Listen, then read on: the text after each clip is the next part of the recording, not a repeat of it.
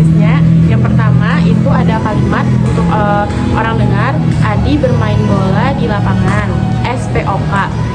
Untuk orang tuli diubah menjadi Adi di lapangan bermain bola.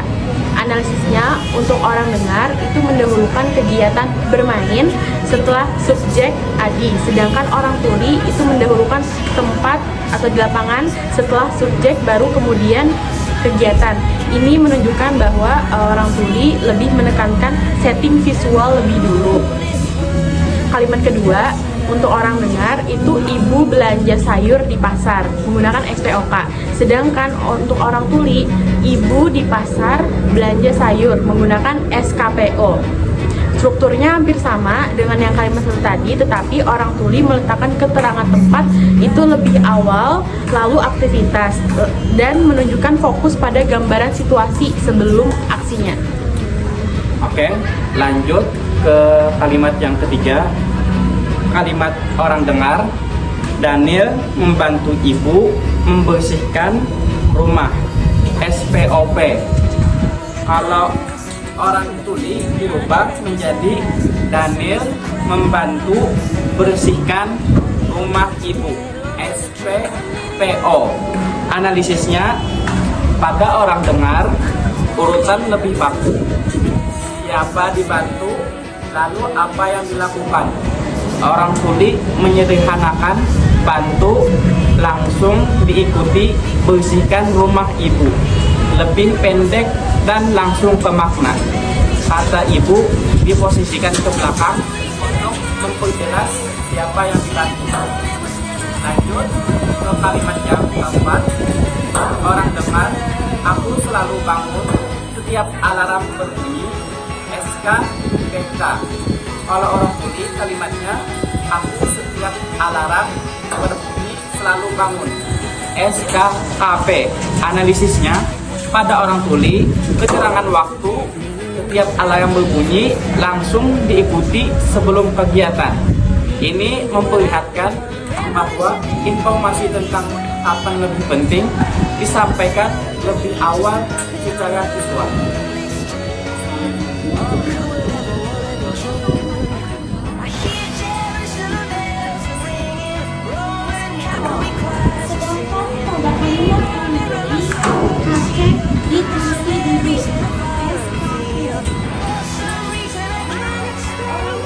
Mengutamakan lokasi di kursi setelah subjek sebelum aktivitas, mempertegas visualisasi tempat dulu baru aksi.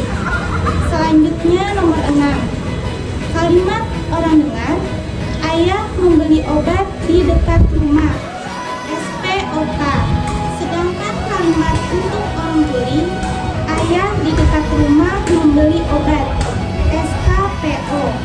Analisisnya, keterangan tempat di dekat rumah muncul lebih awal di glosa orang tuli untuk mempercepat pemahaman visual tentang di mana aktivitas terjadi. Selanjutnya, kalimat 7, untuk orang dengar, Budi mencuci sepatu kotor, SPU. Sedangkan untuk orang tuli, Budi sepatu kotor mencuci, SOP. Yaitu objeknya adalah kalimat sepatu kotor langsung muncul setelah subjek kata Budi. Dalam glosa orang tuli, baru aktivitas yaitu kata mencuci, fokusnya adalah apa yang ditangani terlebih dahulu. Nomor 8, orang dengar, Cinta minta maaf kepada ibunya karena telah berbohong, SPOK. Orang tuli, Cinta meminta maaf ibu sebab sudah bohong, SPOK. Secara umum sama, tapi glosa orang tuli menghapus kata sambung seperti kepada dan karena langsung menggunakan kata ibu dan sebab kalimat lebih sederhana dan langsung.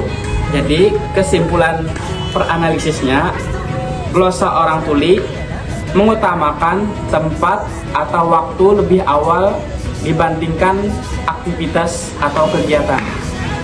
Penghapusan kata sambung atau preposisi membuat kalimat glosa tuli menjadi lebih singkat dan padat.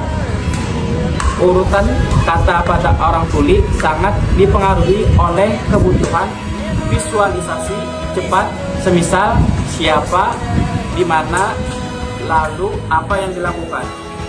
Bahasa orang dengar lebih linear dan terikat tata bahasa yang baku.